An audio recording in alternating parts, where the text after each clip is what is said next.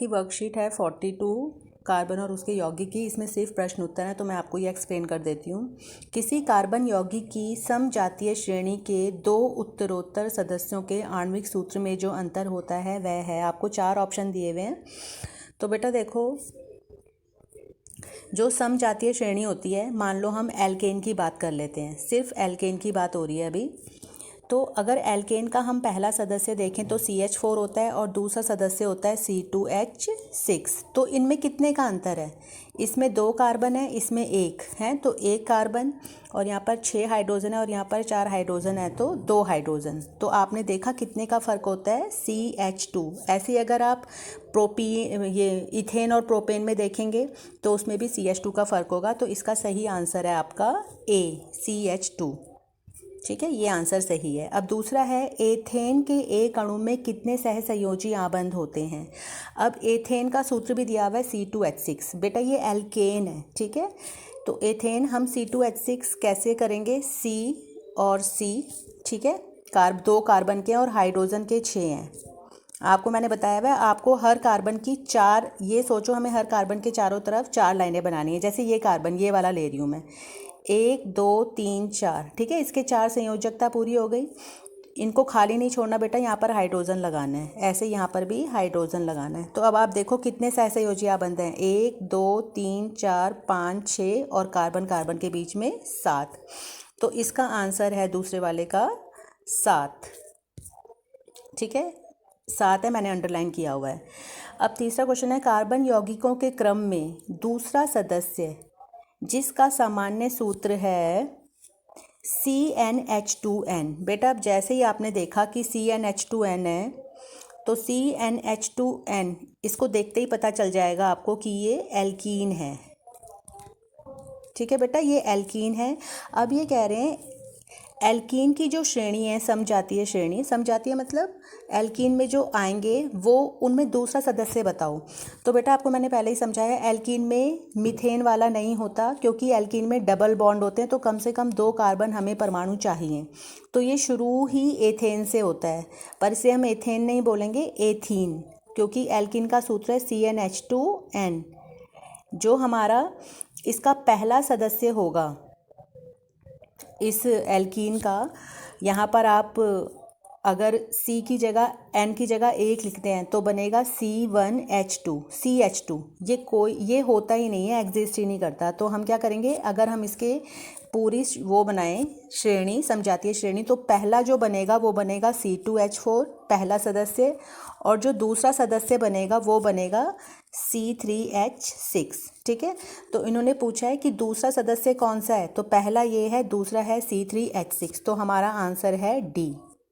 आप ध्यान रखेंगे बेटा, हमारा आंसर है डी। अब अगला प्रश्न है चौथा, डैश और डैश कार्बन के 2 अपरूप हैं। तो आप लिख सकते हैं हीरा, कार्बन के 2 अपरूप हैं, हीरा, और यहाँ पर आप लिखेंगे ग्रेफाइट। तो हीरा और ग्रेफाइट कार्बन के 2 अपरूप हैं।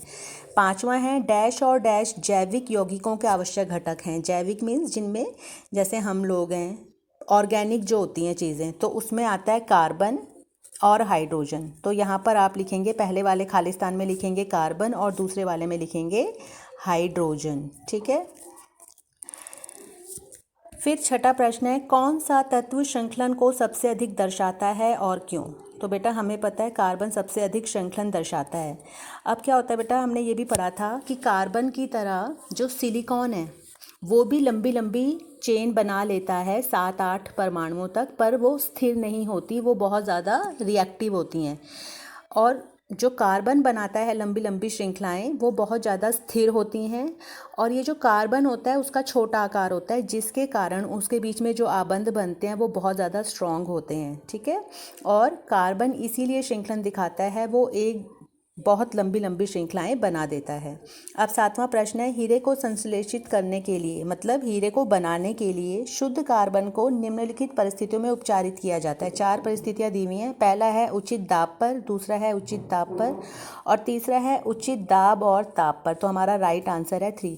देखो बेटा, हीरा 2 तरीके का होता है, एक तो नेचुरल मिलता है जो, और एक हम खुद बनाते हैं, हम मतलब कारखानों वगैरह में बनता है, तो जो खुद बनाया जाता है वो ज़्यादा सॉलिड होता है नेचुरल हीरे की बजाय।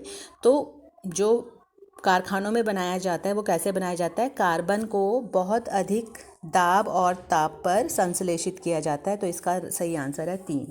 अब 8वां देखो, ब्यूटेन कार्बन व हाइड्रोजन का एक संतृप्त या असंतृप्त है। तो हम लिखेंगे बेटा ये संतृप्त है, क्योंकि ये ब्यूटेन है, इसका मतलब एन है इसके पीछे, तो ये एल्केन है, और एल्केन में सिंगल आबंध होता है, सिंगल बॉन्ड, और वो संतृप्त होते हैं। तो यहाँ पर आप संतृप्त लिखेंगे। और इसमें कार्बन परमाणुओं की संख्या, कार्बन अणुओं की संख्या, बेटा मैंने आपको ही बताया, 1 होता है तो मिथ याद रखना है, 2 होता है तो इथ या एथ, 3 होता है तो प्रॉप, और अगर 4 होता है तो ब्यूट। और अगर क्योंकि ये एल्केन है तो ब्यूटेन है, एल्कीन होगा तो ब्यूटीन होगा। ठीक है बेटा, अब हम आगे चलते हैं। 9वां प्रश्न है, एल्कीन और एल्काइन का सामान्य सूत्र लिखिए। तो एल्कीन का सूत्र है CnH2n और एल्काइन का सूत्र है CnH2n-2। अब 10वां प्रश्न है बेटा, बेंजीन की संरचना बनाइए। तो ये बेंजीन की संरचना है। बेंजीन जो होता है हेक्सा मतलब कार्बन के, ये एक साइक्लोहेक्सेन है। पर इसमें आपको ध्यान रखना है कि इसमें क्या है, ध्यान देने वाली बात कि इसमें देखो जैसे 6 कार्बन हैं तो 1 और 2, मतलब इसमें ऑल्टरनेटिव सिंगल और डबल बॉन्ड आते हैं। जैसे इन दोनों के बीच में डबल है तो फिर अगले वालों के बीच में सिंगल, फिर उससे अगले वालों के बीच में डबल, फिर सिंगल, फिर डबल। ठीक है बेटा, ये बेंजीन का स्ट्रक्चर है। बेटा बी सेक्शन शुरू हो गया है, लघु उत्तरीय प्रश्न। अभी तक तो हमारे पास बहुत सिंपल वाले थे, 1 नंबर वाले, अब लघु उत्तरीय। ठीक है, तो पहला प्रश्न है, हाइड्रोकार्बन क्या है। तो हमें पता है बेटा हाइड्रोकार्बन क्या है, हाइड्रोजन और कार्बन के यौगिक जो होते हैं उन्हें हाइड्रोकार्बन कहते हैं। और उनके उदाहरण देने हैं, कार्बोहाइड्रेट्स हैं, एल्कोहल हैं, एल्केन और एल्कीन हमने पढ़े हैं। ठीक है, इनमें हाइड्रोजन और कार्बन होता है। दूसरा प्रश्न है, कार्बन उत्कृष्ट गैस विन्यास कैसे प्राप्त करता है। तो उत्कृष्ट का मैंने आपको बताया है, जिसके आउटर मोस्ट में 8 हों। जैसे अब हीलियम है, हीलियम के 2 होते हैं आउटर मोस्ट शेल में। फिर नियॉन आर्गन, ये उत्कृष्ट गैसें होती हैं, ये बिल्कुल भी क्रियाशील नहीं होती। तो कार्बन वो विन्यास कैसे प्राप्त करता है, देखो बेटा, ना तो ये आयन नहीं बनाता, ना तो अपने 4 इलेक्ट्रॉन देता है, ना लेता है किसी से, बस ये सहसंयोजी आबंध बनाता है और अपनी उत्कृष्ट गैस विन्यास प्राप्त कर लेता है। अगला प्रश्न है, सहसंयोजी यौगिक विद्युत के कुचालक क्यों होते हैं। तो विद्युत के सुचालक होने के लिए आयनों का बनना ज़रूरी है। ठीक है, पर हमें पता ही है कि जो कार्बन वाले जो सहसंयोजी यौगिक होते हैं उनमें इलेक्ट्रॉनों का लेन देन नहीं होता, शेयरिंग होती है, स्थानांतरण नहीं होता, इसलिए ये विद्युत के कुचालक होते हैं। अब चौथा प्रश्न है, कार्बन यौगिकों की समजातीय श्रेणी को यह नाम क्यों दिया गया है। ठीक है, इनको समजातीय श्रेणी क्यों कहते हैं। तो अब हम आपसे पूछा गया है, समजातीय श्रेणी के 2 उत्तरोत्तर सदस्यों के रासायनिक सूत्र लिखिए। उत्तरोत्तर मतलब जो एक के बाद एक आए, और बताइए इनका कौन सा भाग। अब जैसे कोई भी हमने यौगिक बनाया है, मान लो हमने मीथेन ही है या इथेन है, तो इनके कौन से भाग भौतिक गुण दिखाते हैं और कौन से रासायनिक। भौतिक गुण में बेटा आता है जैसे भाई इसका क्वथनांक, गलनांक कितना है, और रासायनिक गुण में आता है कि ये किसी और चीज़ से अभिक्रिया करके कोई नई चीज़ कैसे बनाते हैं। तो इसका उत्तर है, समजातीय श्रेणी के सभी सदस्यों का सामान्य सूत्र समान होता है। बेटा इसमें कंफ्यूज मत होना कि ये सामान्य भी लिख दिया और समान भी लिख दिया। सामान्य सूत्र मतलब सूत्र तो ये हुआ, जैसे एल्केन का सूत्र ये है CnH2n+2। अब चाहे तुम मीथेन बनाओ, चाहे इथेन बनाओ, चाहे प्रोपेन, चाहे ब्यूटेन, वो सब इसी सूत्र से बनेंगे। तो ये जो सामान्य सूत्र है वो ये चीज़ है, और वो समान होते हैं मतलब एक जैसे होते हैं। तो मैंने बता दिया सारे एल्केन का यही सूत्र है, और उनके रासायनिक गुणधर्म भी समान होते हैं। कोई भी अगर समजातीय श्रेणी है, जैसे मान लो आप कोई अल्कोहल वाली श्रेणी ले लेते हैं, तो चाहे वो मिथेनॉल हो, प्रोपेनॉल हो, ब्यूटेनॉल हो, उनके रासायनिक गुण एक जैसे ही होंगे। ठीक है, अब इन्होंने हमसे उदाहरण पूछे थे तो हमने बता दिया, ब्यूटेनॉल और पेंटेनॉल एक ही समजातीय श्रेणी के 2 उत्तरोत्तर यौगिक हैं। उत्तरोत्तर मतलब जो एक के बाद एक आते हैं। जैसे बेटा देखो यहाँ पर ब्यूटेनॉल है, ब्यूटेनॉल कैसे बना, ब्यूटेन से। ब्यूटेन होता है C4H10। ठीक है, अब हम क्या करते हैं, इस 10H में से एक H हटा देते हैं तो 9 रह गए, यहाँ पे रह जाएंगे 9। ठीक है, अब हम यहाँ पर 9 लिख देंगे, और उस एक को हटा के हमने OH लगा दिया, तो ये बन गया ब्यूटेनॉल। तो अब उन्होंने ऐसे उदाहरण पूछे जो उत्तरोत्तर है, मतलब जो एक के बाद एक आते हैं। तो ब्यूटेनॉल के बाद आएगा पेंटेनॉल, C5H11OH। अब फिर उन्होंने हमसे पूछा है कि इनका कौन सा भाग निर्धारित करता है इनके भौतिक गुण। तो इनके भौतिक गुण हाइड्रोकार्बन की श्रृंखला पर निर्भर करते हैं। हाइड्रोकार्बन की श्रृंखला मतलब जैसे अगर हम ब्यूटेनॉल की बात करें तो ये जो आगे वाला पार्ट है ये हाइड्रोकार्बन की श्रृंखला है, ठीक है। तो भौतिक गुण इस पर डिपेंड करते हैं और रासायनिक गुण किस पे डिपेंड करेंगे, ये जो अल्कोहल वाला हमने प्रकार्यात्मक समूह लगाया है। अब पांचवा प्रश्न है, समजातीय श्रेणी के यौगिकों की 3 विशेषताएं बताओ। तो बेटा एक विशेषता है कि एक समजातीय श्रेणी के सभी सदस्यों का सामान्य सूत्र एक जैसा होता है, ठीक है ना, जैसे मैंने अभी आपको ऊपर एक्सप्लेन किया है। दूसरा है एक श्रेणी के सभी सदस्य एक जैसे रासायनिक गुणधर्म दर्शाते हैं। और तीसरी विशेषता है कि श्रेणी में क्रम से आने वाले हर अगले समजात के बीच में CH2 का अंतर होता है। अब अगला प्रश्न है, कार्बन की प्रकृति अद्वितीय क्यों होती है, यूनिक क्यों होती है। क्योंकि बेटा कार्बन बहुत अधिक संख्या में यौगिक बनाता है और जो ये यौगिक बनाता है वो बहुत ज़्यादा स्थिर होते हैं और कार्बन ही है जो एकल, द्वि और त्रि तीनों टाइप के आबंध बना सकता है। अब सातवां प्रश्न देखो बेटा, यहाँ पर आपको C3H6, C4H8 और C5H10 दिए हुए हैं। ये एक ही समजातीय श्रेणी से संबंधित हैं, ठीक है। अब आप ध्यान से देखोगे तो ये है एल्कीन। अगर आप ये देखोगे ध्यान से तो ये एल्कीन है। कैसे, C3H6 अगर हम N की जगह 3 लें, ये एल्कीन की श्रेणी है, एल्कीन की समजातीय श्रेणी है। तो अब ये कह रहे हैं इनको क्वथनांक के बढ़ते क्रम में संयोजित कीजिए। क्वथनांक बेटा किसका ज़्यादा होता है, जिस हाइड्रोकार्बन का जितने ज़्यादा कार्बन होंगे ना उसमें जितनी लंबी चेन होगी उसका क्वथनांक उतना ही ज़्यादा होगा। क्वथनांक मतलब जिस पर उसको पिघलाया जा सके।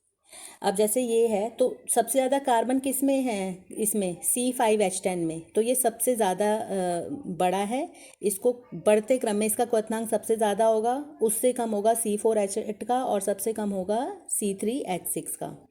फिर आगे प्रश्न है, इन यौगिकों के नाम भी लिखने हैं, ठीक है। तो इन यौगिकों के नाम हैं, ये है प्रोपीन, C4H8 आएगा यहाँ पर बेटा 8 लिखना है, 4 नहीं आएगा, 8 आएगा। C4H8 ब्यूटीन है और C5H10 है पेंटीन। आठवां, कार्बन के उन 2 गुणों की व्याख्या कीजिए जो हमारे चारों ओर कार्बन यौगिकों की अधिकता के लिए उत्तरदायी हैं। मतलब कार्बन के यौगिक सबसे ज़्यादा क्यों हैं, वो कौन से 2 गुण हैं कार्बन के। तो बेटा पहला गुण तो है श्रृंखलन और दूसरा है चतुसंयोजकता, ठीक है। अब अगला प्रश्न है, अब दीर्घ उत्तरीय प्रश्न आ गए हैं। उसका पहला प्रश्न है, सहसंयोजी आबंध क्या होते हैं। तो सहसंयोजी आबंध वे आबंध होते हैं जिसमें इलेक्ट्रॉन की साझेदारी होती है, ठीक है। इलेक्ट्रॉन एक दूसरे से साझेदारी करते हैं, साझेदारी होती है इनकी। और कार्बन, हाइड्रोजन, उनको एक तो हमें उनका वो देनी है, डेफिनेशन, परिभाषा देनी है। तो वो हमने दे दी कि सहसंयोजी आबंध वे आबंध होते हैं जो 2 परमाणुओं के बीच इलेक्ट्रॉनों की साझेदारी के कारण बनते हैं।